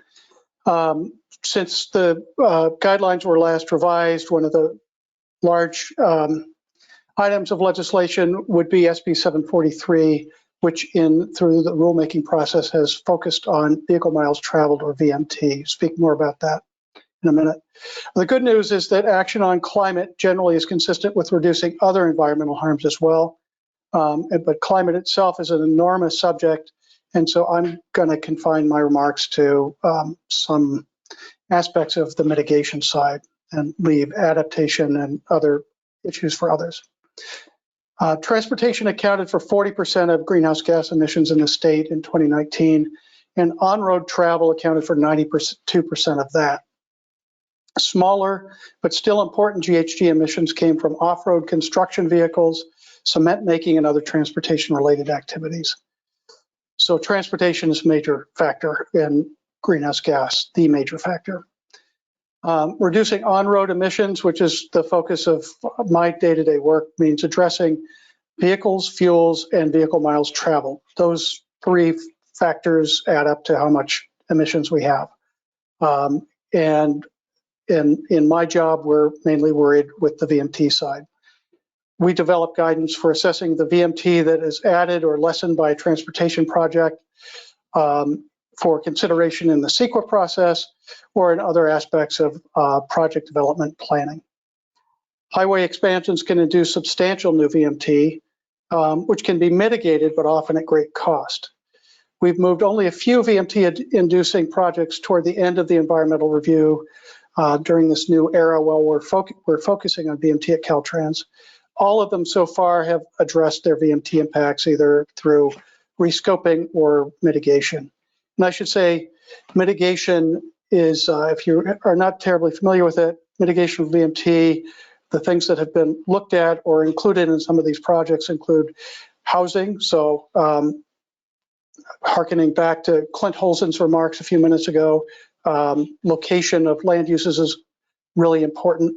We're not just doing mode shift, but also in terms of mitigation, we're looking at TDM, transit, managed lanes, and so forth. The goal is fewer and shorter car trips overall. And I should say car trips because the guidelines focus on single occupancy vehicles. It is possible under the OPR guidelines to back out large trucks as a factor that we don't formally take into account in VMT and their CEQA. The reason being there's less evidence that widening roads or land use decisions are inducing extra travel by over-the-road trucks as opposed to light-duty vehicles. So one day as electrification does take hold, VMT will be less important as a GHG driver, but that day is very, very far off. Even then, reducing the need to drive will pay an important environmental and social benefit affecting items such as land consumption, heat islands, stormwater pollution, particulate pollution, emissions from constructions and maintenance, safety, household transportation costs, and many, many more. So with that, I will stop. And we have two other speakers, Leslie Kamura-Sito, who is manager of the Sustainable Community section at CARB, and Naila Pope-Harden, executive director of Climate Plan. We'll hear from Leslie first. All right, can you hear me? Thanks everyone, and thanks Eric. Good afternoon. I just want to also echo my thanks to CTC and the Caltrans team for bringing us all together on this guidelines update. I supervise the policy team at the California Air Resources Board that oversees the setting of GHG targets for SCSs under SB 375, the evaluation of SCSs, progress reporting on SCS implementation, and the broader VMT policy that gets included in our state climate plan. Personally, it's my first time engaging on this document for CARB, and so I really look forward to collaborating on this effort. And I've learned so much so far from hearing the other speakers and look forward to learning more as we go through this together. My team at CARB is most interested in the sustainable communities strategy part of the RTP. And this is really pursuant to implementing 375. And, it's a critical tool, as Eric teed up, for supporting the state's climate and equity goals. And it really does this by exploring and identifying region-specific pathways to reduce GHGs from driving cars by giving people better access to work, school, food, in other words, those core economic, health, and social opportunities. The SCS looks at future land use and housing growth patterns combined with investments and other actions to enhance and promote, those other travel choices, transit, bike, and walk options across each region. Our CARB team's latest work really has been to update the state's plan to address climate change, also known as what we call the scoping plan. And from that work, it's pretty clear, as Eric said, vehicle electrification alone will not be enough to support meeting the state's climate and equity goals. So we will need full implementation of the targeted emissions reductions from the SCSs that are out there today. But per capita VMT must decline even further to achieve California's carbon neutrality goal no later than 2045. Our conversations in this process with stakeholders have really reinforced the priority for continued work to support VMT reduction success. And they've emphasized the need to double down and support a transit as a part of the solution. So we know that that model will be different across many of the regions in the state. But my team is also very keenly aware that implementing the vision of the sustainable and equitable communities in the SCSs has been really challenging. I think more recently this past summer, we released a draft update progress report prepared pursuant to SB 150. And some key findings from other recent work that we've been doing evaluating SCS documents have also been relevant in this process. And I think they've been covered in a number of ways by some of the speakers already, but I do want to echo, first and foremost, fulfilling SB 375 will require a stronger focus on implementation. And what we find is that more tools and authority are needed to support the implementation of the strategies that are already in the adopted SCSs today. And so I'm really excited about thinking together about how we can incorporate some of the identified partnership opportunities between the state and regions, potentially as part of this process, into the guidelines and how that might be helpful. I think this relates a lot to thinking together about best practices for strategies and project inclusion in SCSs, and how we can more efficiently communicate through reporting on the traditional transportation investments and the other non-traditional actions that MPOs are already including to support implementation of their strategies. Secondly, SCS implementation just requires better alignment across state, regional, and local actions. SCS implementation relies on all of our agency decisions about where to allow development, what types of development to allow, and which transportation improvements to fund.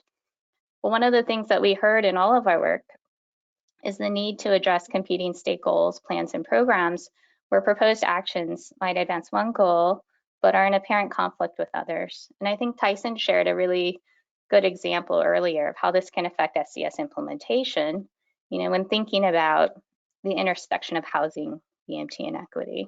And so I think, in closing, I think thinking together about how this guidance can be used to balance and reconcile those goals and hopefully encourage application of the goals more consistently is an opportunity area as well. With that, I'll close and I will turn it over to Naila.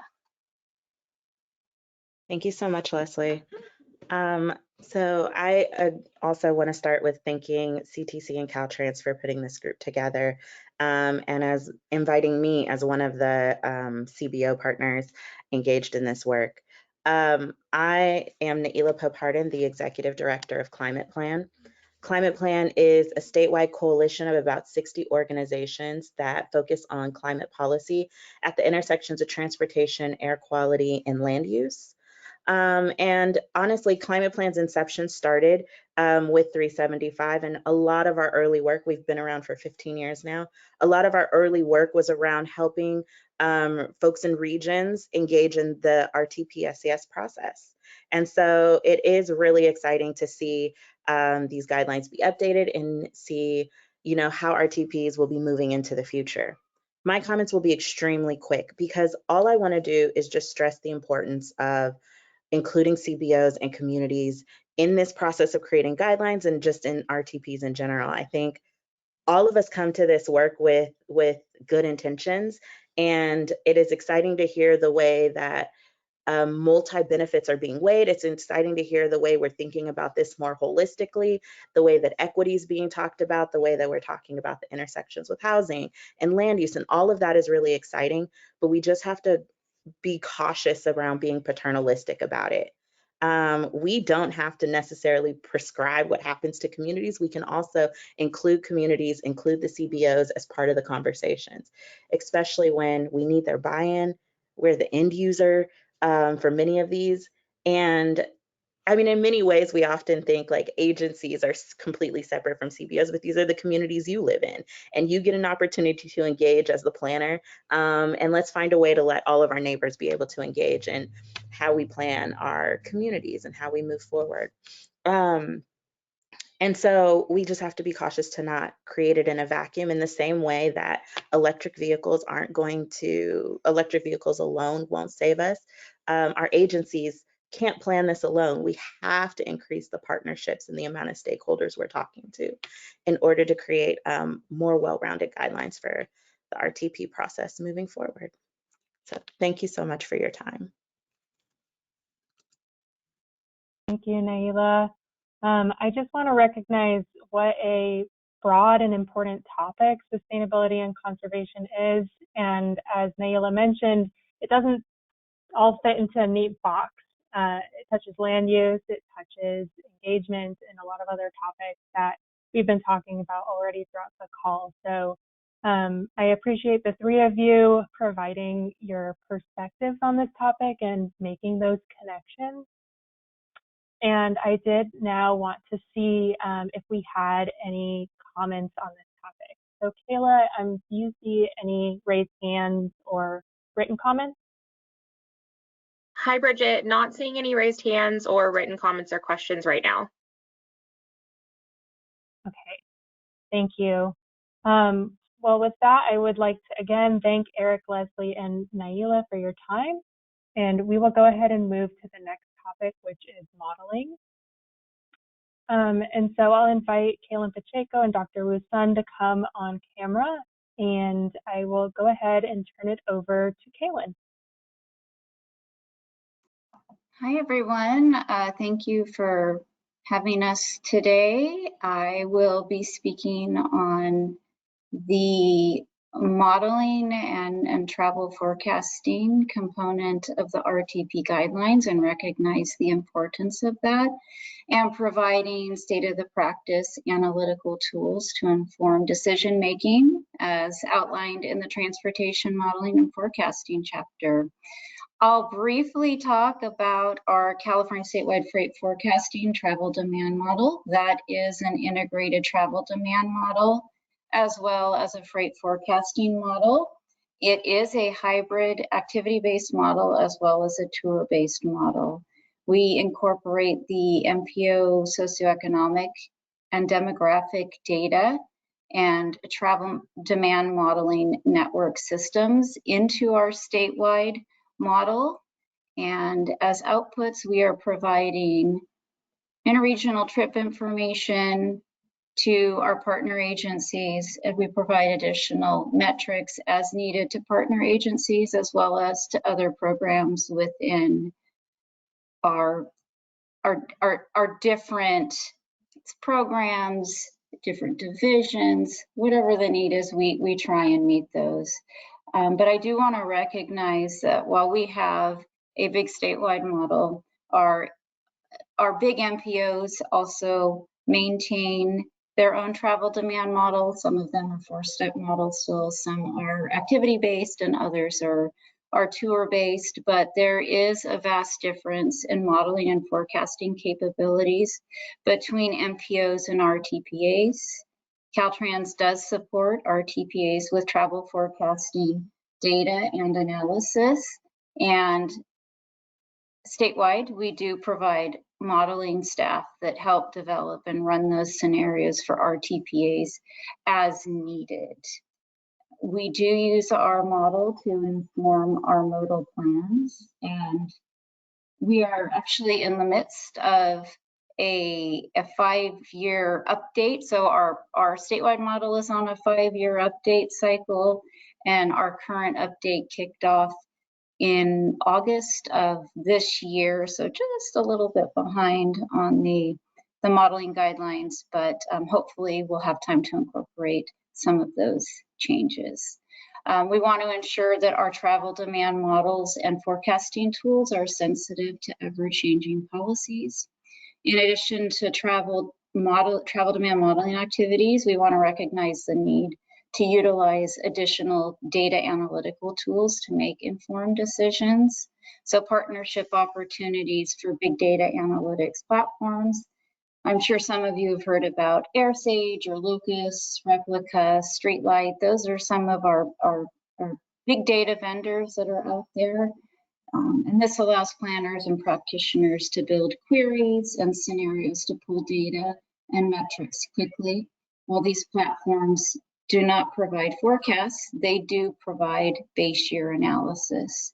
There is one other tool that I do want to mention. It's called Vision Eval. It is a federally funded collaborative project that does include a suite of strategic tools for performance-based transportation planning. There are some additional capabilities that could be applicable to not necessarily travel demand modeling, but as an alternative. And there are other tools and data that we're looking at that are sensitive to emerging technologies such as electric vehicles, connected and autonomous vehicles, additional freight data and applications that could be incorporated into travel demand models, as well as innovative tools that allow travel demand models to incorporate shared mobility, equity, and climate change as needed. And while travel demand modeling and travel forecasting practices and activities have met many of our transportation planning needs in previous years, there is now a need to advance our data analytics and modeling practices in California. We are falling short in some areas and not able to answer all of the questions. So looking at innovative ideas and new tools that could help us answer some of those questions. So with that, I will close with my remarks and thank you for this opportunity to present today. And I will pass it over to Dr. Wu Feng from Sanday. All right, thank you, Kaylin. Can you hear me okay? Great. So I'm Wu San. I oversee Sandag's modeling program. Thank you, CTC and Caltrans, for the opportunity to discuss our modeling efforts. So today I want to discuss the effort at Sandag from 2 different angles. First, I want to talk about the current model practice, and then the second topic I'm going to cover is the modeling work we're kind of doing right now for the next 2025 regional plan, RP. Next slide, please. Actually, next one again. All right, so Sandag has a advanced activity-based model or ABM model. Kaylin just mentioned, so the work started in 2008 and 2009. At that time, CTC recommended the 4 large MPOs in California should move from a 4-step model to more advanced ABM model. So I was hired for that reason. Thank you, CTC, for the job. So since then, our ABM model has been in production mode since 2013, and we have been successfully used our ABM model in 3 regional plan cycles. So in the model version of the latest 2021 RP, which was adopted by the board in December 2021, we added many advanced features.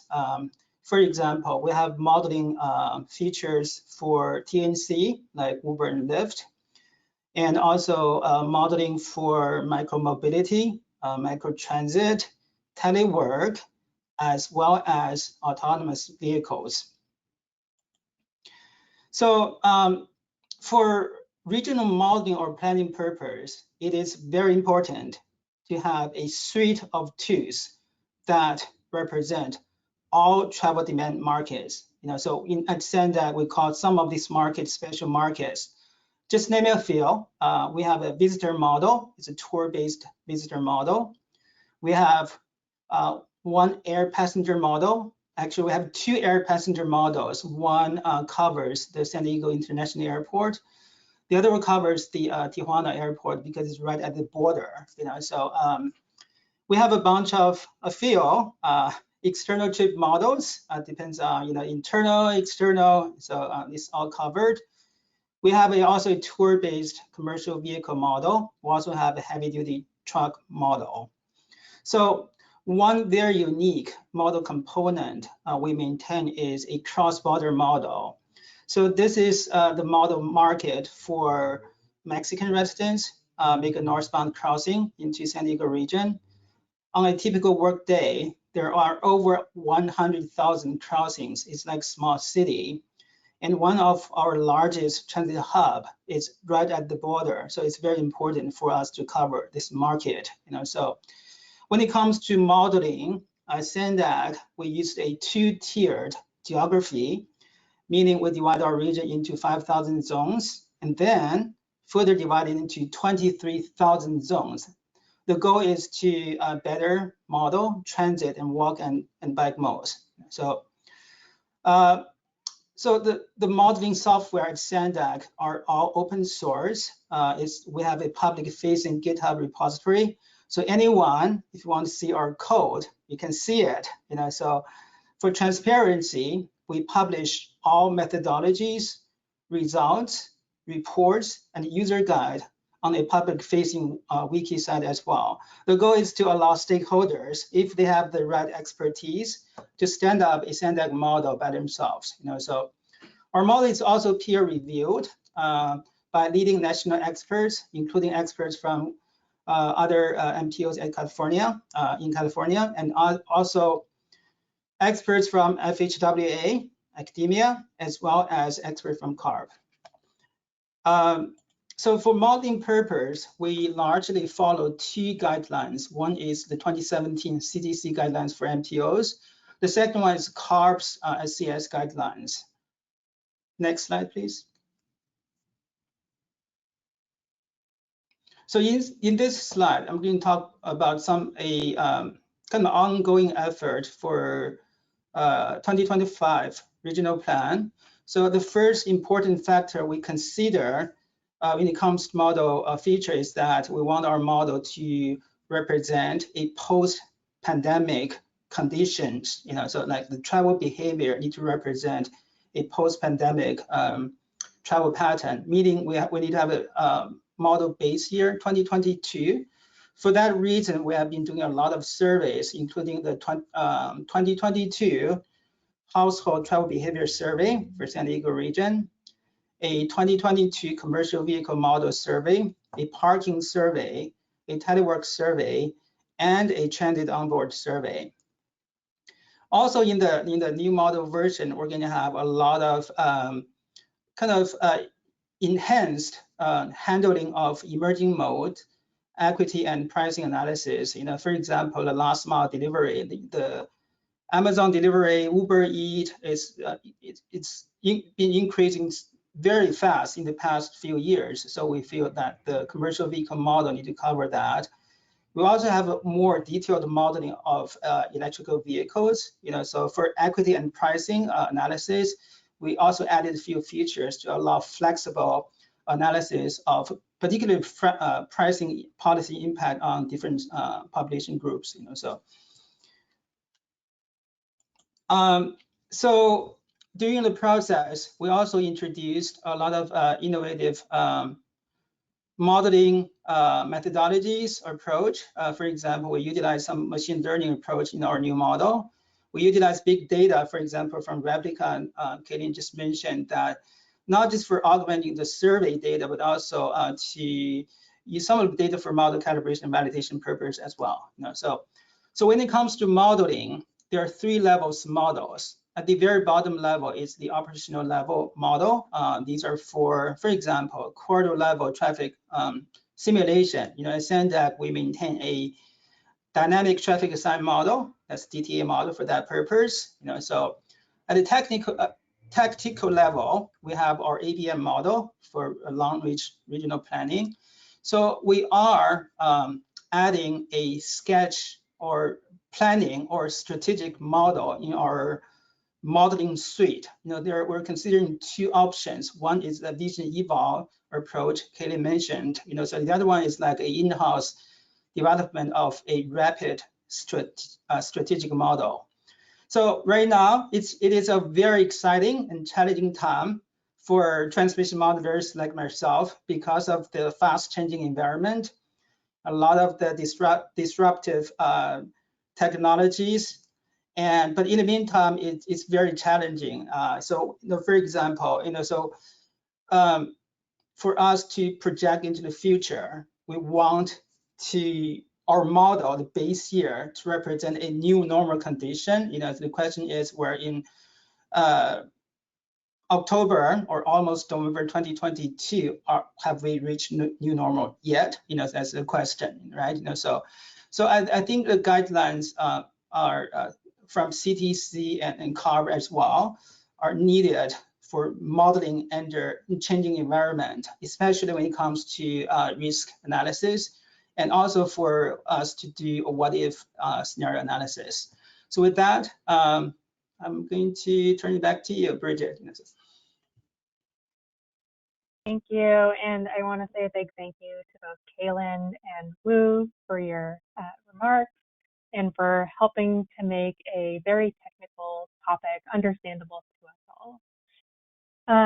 I would like to invite Kaylin to come back on camera if you can, because I believe that we have a question for Caltrans. So I will turn it over to Kayla to let me know what the status of our public comment is. Hey, Bridget, thank you. Yeah, we do have one written question. This is from Michelle Glickert. Will Caltrans be purchasing big data, and will that be available to the local agencies? Sorry, I'm on mute. Yes, we will be purchasing big data. That is in the works right now. Unfortunately, with the limitations in funding, it looks like we may only be able to share it just within Caltrans, not to partner agencies. But we're still in the beginning stages, so we won't have an executed contract until June of 2023. So maybe when we're negotiating on some of the tasks and deliverables, there might be an opportunity there. I think we might be able to share outputs from that big data platform, but as far as sharing with partner agencies, I think it's going to be a much bigger collaborative effort, funding, as well as interagency agreements and data sharing agreements to make that happen. Thanks, Kaylin. And if I could just add on, I might be getting a little ahead of myself, but we'll be talking about these topics a lot more in our technical working groups as we work through the RTP guidelines update. And I know something that I have been hearing a lot from partners is that everyone is buying data or interested in buying data, and it seems like there could be more synergies in how we procure and share that data. So I'm certainly not an expert, but I think it's definitely a topic that we can talk through more as we go through this process. Kayla, was that the only comment that we received? Yes, Bridget, I'm not seeing any hands raised at the moment, and no more written questions or comments. All right, well, again, I would like to thank Kaylin and Wu for being here, and I will go ahead and advance to the next slide. So this is the last slide for this particular agenda item, and then we have a couple of other quick items before we wrap up. And I wanted to make the space to invite any of our attendees to share any other important topic areas that we should be thinking about as we update the RTP guidelines. Before I go to public comment, I did want to share that Rob Ball, the planning director for Kern Cog, shared in the chat earlier, I think a thought that he had on this topic, which was adding a section on best practices for those RTP requirements. So that's something that I've scribbled down. Certainly, we have, you can contact our team at any time if you have things you want to talk about in the context of the RTP guidelines update. But I wanted to see, Kayla, if anyone had indicated that they would like to speak on this prompt. Hi, Bridget. I'm not seeing any hands raised at the moment, and we still don't have any written questions or comments. Okay. Thanks for letting me know. Before we wrap our meeting today, we will show our email contact information. And so I would definitely encourage the attendees here to keep thinking about this question and reach out to us with any thoughts. But for now, we can go ahead and go to the next slide. And I would like to introduce Francis Diaz-Sanchez, who will be providing a high-level overview of the CTP guidelines update. Francis is the California Transportation Program Manager at Caltrans, and I'll turn it over to her. Afternoon, everyone. Bridget, thanks for having us here. Again, my name is Francis Diaz-Sanchez, and I am the CTP Program Manager in the Office of State Planning, Equity, and Engagement. And we wanted to really take this opportunity to work together with CTC and our partners in updating the CTP guidelines, especially since the RTP guidelines are being updated at the same time. Some of the changes that we'll be making to the CTP guidelines that were developed 5 years ago for the CTP 2050 update will be to include any new executive orders or directives that affect us, updating descriptions of legislative requirements and mandates within the plan. So not necessarily new things, but kind of really integrating them into the CTP, and this would be progress on implementing the past CTPs, the future mobility study, and also specifically describing the Federal Clean Air Act compliance in the CTP. So it's just kind of fleshing out a little more details there. Other updates or changes will include the financial element. You know, we heard a lot from the AB 285 workshops and from our partners about sort of the financial element and assessment there, and hoping to get that feedback through this, and also when we have our own public comment period too. The inclusion of transportation equity and engagement as a focus area in the CTP guidelines update. Transportation equity was a goal in the last CTP 2050 plan, and we don't foresee that going anywhere, but I think there's a lot more to do in this area. We're also utilizing the CTP 2050 lessons learned, and staff have been incorporating these edits and to also streamline, I think, the CTP development processes, which include a detailed incorporation of the draft modeling, streamlined framework of the document, and new implementation considerations.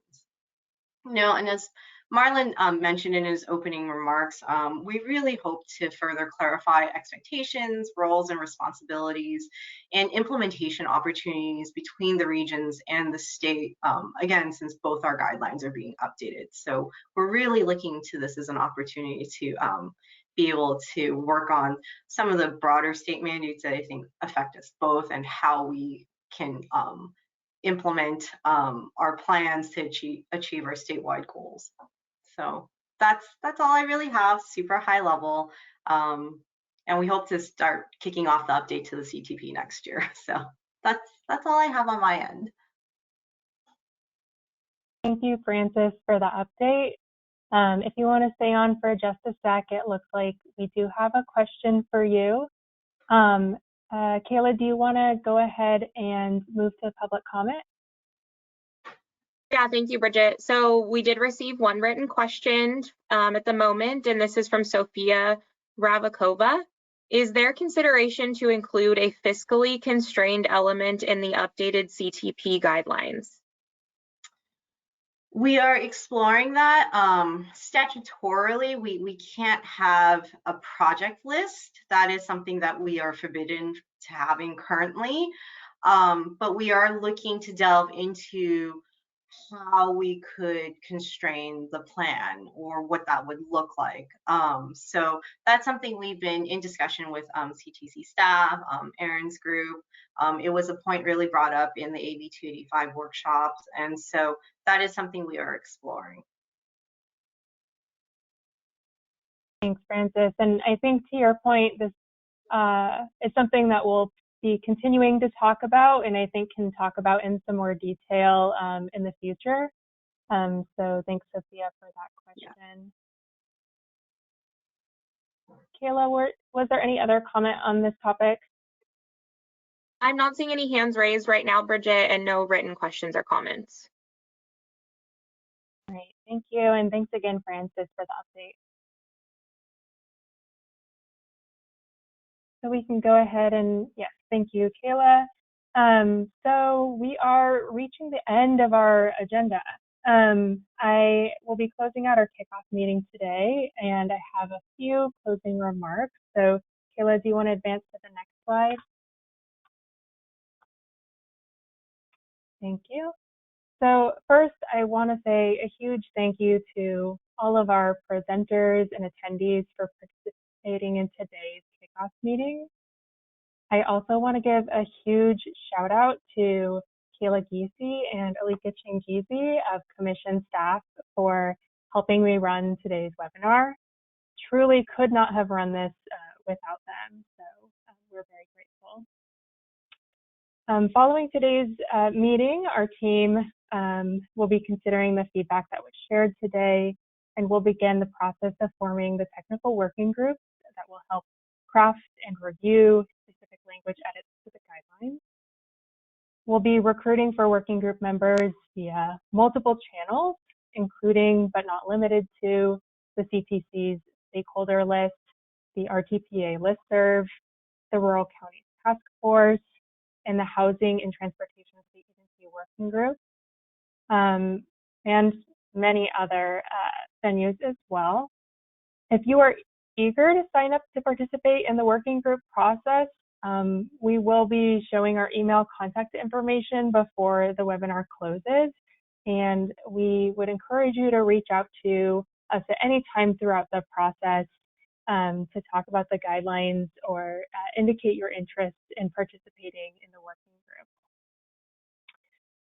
In terms of next steps, we're aiming to release a baseline draft of the RTP guidelines prior to initiating those technical working groups. And we anticipate kicking off the working groups in December. With that, I will ask for a final call if there are any other questions or comments before we wrap the webinar. Kayla? Hi, Bridget. I'm not seeing any hands raised and no questions or comments. Okay, thank you. If you want to move to the next slide, we can just leave this up for a moment. Here is our email contact information. As we mentioned, the guidelines update process is a collaborative effort between Caltrans and CTC staff. So I've listed both of our email addresses there, and we'll share with each other to make sure that we are all on the same page. And with that, we look forward to continuing the conversation we started today. And thank you very much. That concludes the webinar.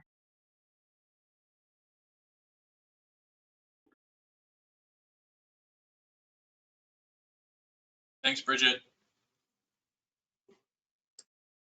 Thank you. Kayla, do we formally end the webinar?